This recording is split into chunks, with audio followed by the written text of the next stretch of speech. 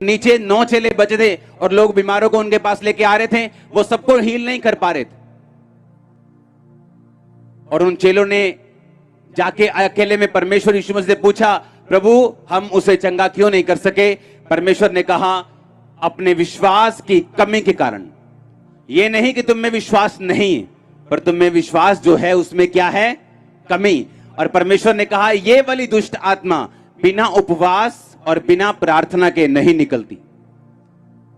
यानी जो तुम फेस कर रहे हो, तुम्हारी जिंदगी में कुछ मुसीबतें ऐसी हैं जो बिना प्रार्थना और उपवास के साथ की गई प्रार्थना के बिना तुम्हारी जिंदगी से कभी नहीं जाएंगी। जिंदगी क्या है? फिर से बोलो, जिंदगी क्या है? वो आत्मिक है। लाइफ की कुछ मुसीबतें हैं जो हैं, उसने कहा बिना प्रार्थना और बिना उपवास के वो नहीं जाएंगे।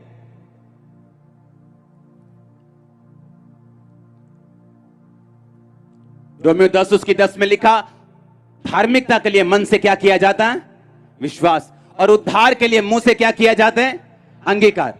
अब प्रॉब्लम कहां पे आती? जब एक विश्वासी बन जाता है, जब एक बंदा यीशु मसीह को ग्रहण करता है, प्रॉब्लम कहां आती? लिखा, धार्मिकता के लिए मन से क्या किया जाता है? यानी जैसे ही आपने मन से विश्वास किया कि यीशु मसीह परमेश्वर है, कैसे? आपने बड़े बड़े काम देखे उसके, आपने महसूस किया, आपने पवित्र आत्मा के प्रेजेंस को महसूस किया। चाहे आपकी शारीरिक हीलिंग नहीं हो रही, लेकिन आपने एक ऐसी शांति को महसूस किया, या आपकी शारीरिक हीलिंग हो गई, या आपको फाइनेंशियल ब्लेसिंग, या कोई भी रीजन से या वचन के जरिए से परमेश्वर ने आप पे जाहिर किया, आपको विश्वास हो गया। बाइबल कहती है अब आप धर्मी हैं, परमेश्वर के बेटे और बेटियां हैं। लेकिन यहां बात खत्म नहीं हुई, यहां बात खत्म नहीं हुई।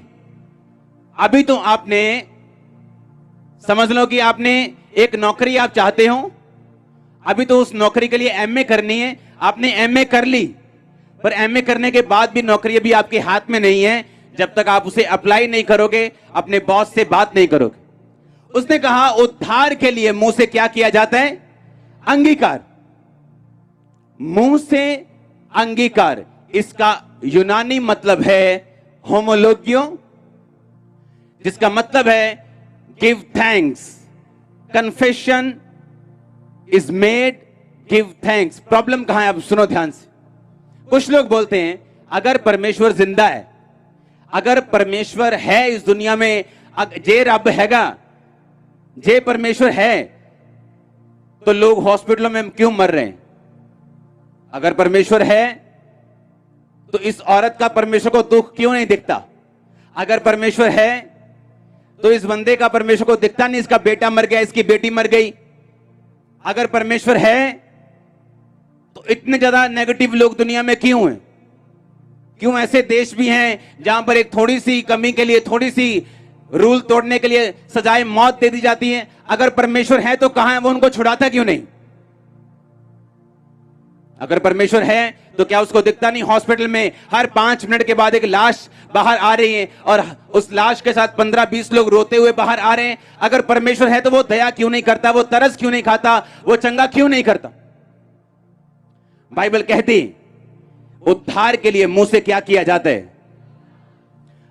होमोलोगियो का मतलब कहता अगर उद्धार चाहिए, हीलिंग चाहिए, डिलीवरेंस चाहिए, आजादी चाहिए, चंगाई चाहिए, कहता तुम्हें मुंह से क्या करना पड़ेगा? किस चीज का? जो चीजें पहले से हो चुकी हैं। आज ऐसे विश्वासी हैं जो चर्च में 5 साल से रो रहे हैं, और मैं आपको गारंटी देता हूं अगले 10 साल भी आप रोते रहेंगे, क्योंकि रोने से परमेश्वर कभी भी प्रसन्न नहीं हुआ, रोने से परमेश्वर कभी नहीं हिला। वो जब भी हिला है विश्वास के साथ हिला है।